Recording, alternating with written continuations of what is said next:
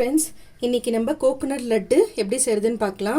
தேங்காய் லட்டுன்னு சொல்லுவோம். இதுக்கு நான் கொப்பரை எடுத்திருக்கேன். கொப்பரையில் மேலே இருக்க அந்த ப்ரௌன் கலர் ஷெல் இது எடுத்துட்டு தேங்காய் திருவலில் வச்சுட்டு திருவிக்கலாம். இல்லைனா நீங்கள் திருவுறது கஷ்டமாக இருக்கும். இது கொஞ்சம் ரஃப்பாக இருக்கிறதுனால நீங்கள் சின்ன சின்ன பீஸாக கூட கட் பண்ணிவிட்டு மிக்ஸி ஜாரில் பவுடர் மாதிரி கூட பண்ணி எடுத்துக்கலாம். இது டெசிகேட்டட் கோகோனட் பவுடருன்னு சொல்லிட்டு சூப்பர் மார்க்கெட்டில் அவைலபிளும் இருக்குது. இது நீங்கள் வீட்டில் செஞ்சாலும் சரி, இல்லை கடையில் வாங்கி பண்ணாலும் சரி. இதுக்கு நான் 2 கப்பு கோகோனட் பவுடர் எடுத்திருக்கேன். இதுக்கு அரை கப்புக்கு மில்க் மேடு எப்படி செய்யறதுன்னு சொல்லிட்டு நான் வீடியோவில் போட்டிருக்கேன்.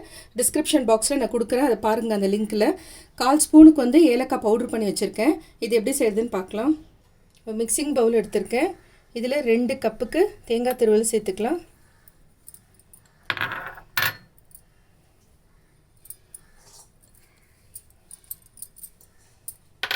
இதோட வாசனைக்கு ஏலக்காய் தூள், மில்க் மேடு 1/2 கப்பு,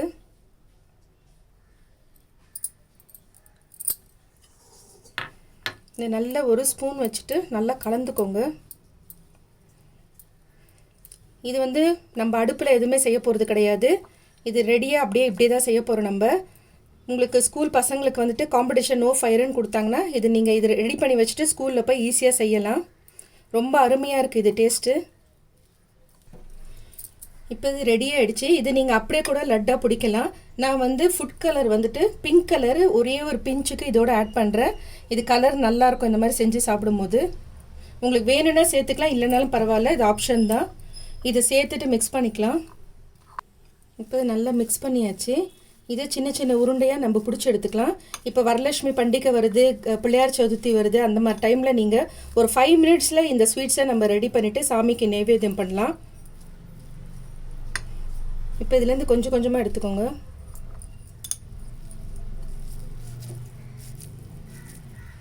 இந்த மாதிரி எல்லாத்தையும் உருண்டை பிடிச்சி எடுத்துக்கலாம். தேங்காயெல்லாம் திருவிட்டு சும்மா பசங்களை சாப்பிட சொன்னால் சாப்பிட மாட்டாங்க.